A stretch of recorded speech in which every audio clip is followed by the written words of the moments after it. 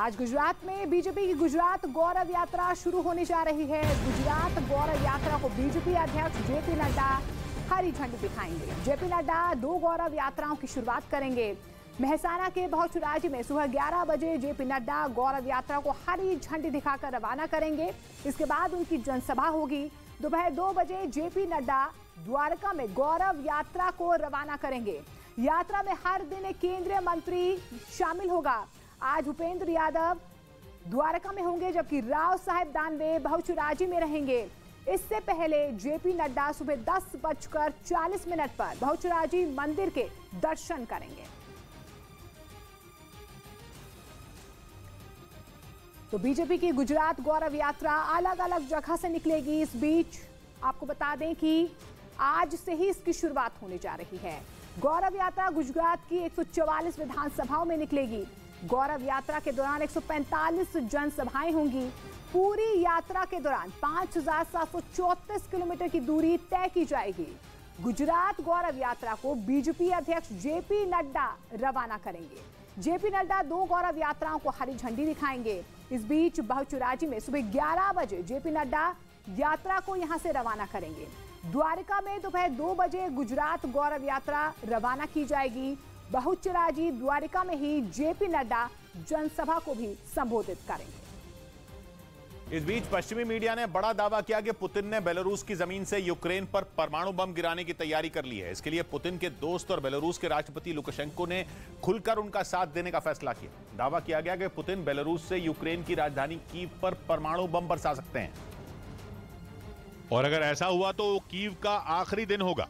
Putin ने अगर अपना सबसे खतरनाक हथियार कीव के ऊपर दाग दिया तो शहर को राख के ढेर में बदलने से कोई नहीं रोक पाएगा। परमाणु बम के हमले से कीव में जिंदगी का नामो निशान मिट जाएगा। यूक्रेन को ऐसी चोट लगेगी कि वो उसे सदियों तक नहीं भूलेगा। और पश्चिमी मीडिया के मुताबिक क्राइमिया के कर्च ब्रिज पर हमले से गुस्साए पुतिन ने उसे वो चोट देने की तैयारी कर ली है। दावा किया गया कि वो कभी भी बेलारूस की जमीन का इस्तेमाल करके यूक्रेन को परमाणु हमले से दहला सकते हैं। और दावा तो यह भी किया गया कि इसके लिए पुतिन ने परमाणु हथियारों से लैस इस्कंदर मिसाइल बेलारूस रवाना भी कर दी है। रूस पहले से ही बेलारूस से इस्कंदर मिसाइलें बरसाकर यूक्रेन के कई शहरों को निशाना बनाता रहा है। लेकिन वो इस्कंदर मिसाइलें दुनिया के सबसे घातक बमों से लैस नहीं थी। वो यूक्रेन के शहरों में फटती तो थीं, लेकिन उनसे बड़े पैमाने पर तबाही नहीं मचती थी। लेकिन इस बार पुतिन ने जिस कातिल मिसाइल को बेलारूस भेजा है, उसके इस्तेमाल से एक पूरा का पूरा शहर भाप में बदल सकता है। दावा किया गया कि इस बार पुतिन ने यूक्रेन पर हमले के लिए परमाणु बमों से भरी इस्कंदर मिसाइल बेलारूस भेज दी है। यानी उन्होंने ठान लिया है कि 230 दिन से चल रही जंग अब जल्द खत्म कर देनी है। और माना जा रहा है इसके लिए उन्हें कीव को पूरी तरह बर्बाद भी करना पड़ा तो वो चूकेंगे नहीं, क्योंकि क्राइमिया में पुल पर हमले के बाद से ही पुतिन का सारा गुस्सा कीव पर निकल रहा है।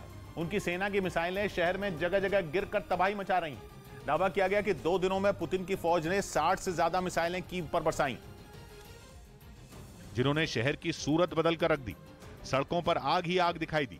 इमारतों से उठता धुआं कई किलोमीटर दूर से ही लोगों को डरा रहा था। और अब तो पश्चिमी मीडिया ने जो दावा किया वो कीव के लोगों की सांसें रोक सकता है, क्योंकि दावे के मुताबिक कीव ही पुतिन के परमाणु हमले के निशाने पर है और इसके लिए वो बेलारूस की जमीन का इस्तेमाल करने वाले हैं। खुद उनके दोस्त लुकाशेंको ने ही अगस्त के महीने में यह दावा किया था कि बेलारूस के लड़ाकू विमानों में ऐसा बदलाव किया जा रहा है कि वो रूस से परमाणु हथियार ला सकें। और दावा किया गया कि पुतिन ने परमाणु हथियार बेलारूस भेज भी दिया। मतलब यह कि उन्हें न तो अब अमेरिका की धमकियों की कोई परवाह है और न ही नेटो की ताकत की। यही वजह है कि पुतिन अब खुलकर बेलारूस को साथ लेने का ऐलान कर चुके हैं, ताकि जंग को जल्द अंजाम तक पहुंचाया जा सके। अब तक की जंग में उनकी सेना सिर्फ बेलारूस की जमीन का ही इस्तेमाल कर रही थी, लेकिन अब बेलारूस ने खुद यह ऐलान कर दिया कि वो भी रूस के साथ युद्ध में उतरने जा रहा है। और उसके ऐसा फैसला करते ही रूस ने बड़े पैमाने पर हथियार और गोला बारूद बेलारूस के लिए भेज दिया। बेलारूस ने भी यूक्रेन की सीमाओं से लगे इलाकों के लिए सैनिक और हथियार रवाना कर दिए। वहां से आए एक वीडियो में ट्रेन पर लदे कई टैंक दिखाई दिए। दावा किया गया कि टैंक और ट्रेन के जरिए दूसरे कई हथियार बेलारूस के उन हिस्सों में भेजे गए जो यूक्रेन की सीमा के करीब हैं। उधर यूक्रेन ने यह दावा कर दिया कि रूस 20,000 से ज्यादा सैनिकों को भी बेलारूस भेजने की तैयारी कर रहा है। मतलब साफ है कि आने वाले दिनों में बेलारूस की सीमा के करीब बसे यूक्रेन के शहर पुतिन के गुस्से की आग से झुलसने वाले हैं। और उनमें सबसे ज्यादा बड़ा खतरा मंडरा रहा है कीव पर, जंग की शुरुआत में भी रूस ने बेलारूस के रास्ते ही अपनी सेना का एक बहुत बड़ा काफिला कीव पर कब्जे के लिए रवाना किया था।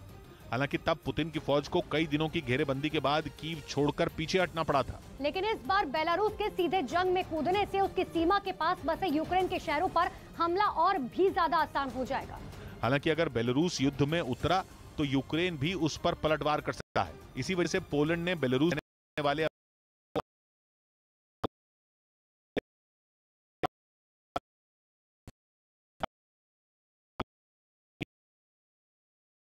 दौर में पहुंचने वाली है। मुख्तार अंसारी के बेटे के खिलाफ लुकआउट नोटिस जारी किया गया।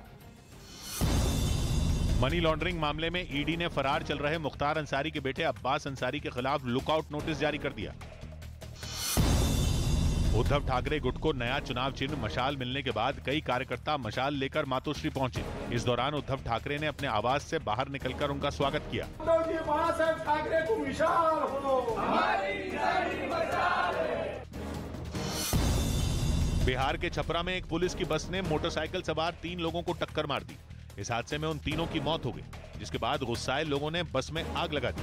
कहा है कि वो रूस से परमाणु हथियार ला सकें और दावा किया गया कि पुतिन ने परमाणु हथियार बेलारूस भेज भी दिया।